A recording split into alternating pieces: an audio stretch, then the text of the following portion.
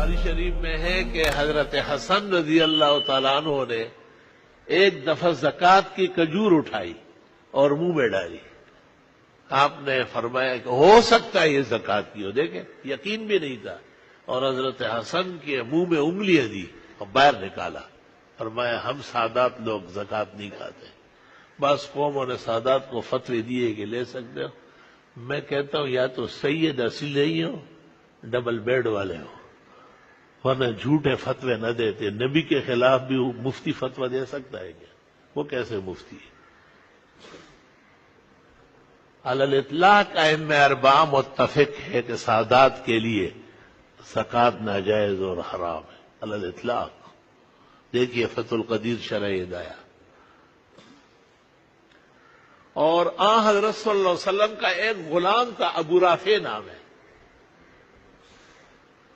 اس کو حضرت عباس نے کہا کہ حضرت زکوٰۃ کمیٹیاں بنا رہا ہے لوگوں سے زکوٰۃ وصول کرنے کے لیے, اور پھر ان میں سے ان کو بھی دیں گے, تو آپ کی شادی ہونے والی ہے, حضرت سے کہو کہ آپ کو بھی لگائے.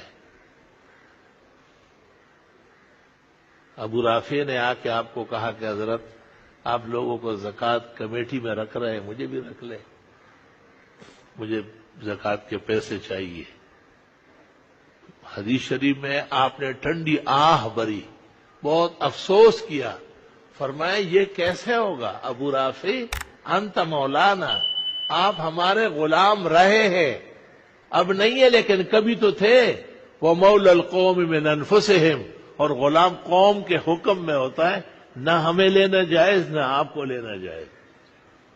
یہ زکوٰۃ خور اور زکوٰۃ چور سادات یہ غلاموں کے حکم میں بھی نہیں, ورنہ یہ ہمیشہ پرہیز کرتے. شکر ہے کہ دارالعلوم دیوبند کا فتویٰ علی الاطلاق عدم جواز کا ہے. فتاوی دارالعلوم میں, قدیم میں, جدید میں, امداد الفتاوی میں, کفایت المفتی میں,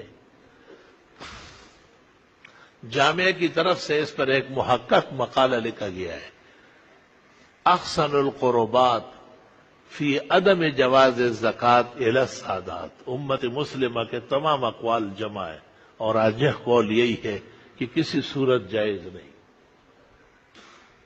ہاں یہ کہ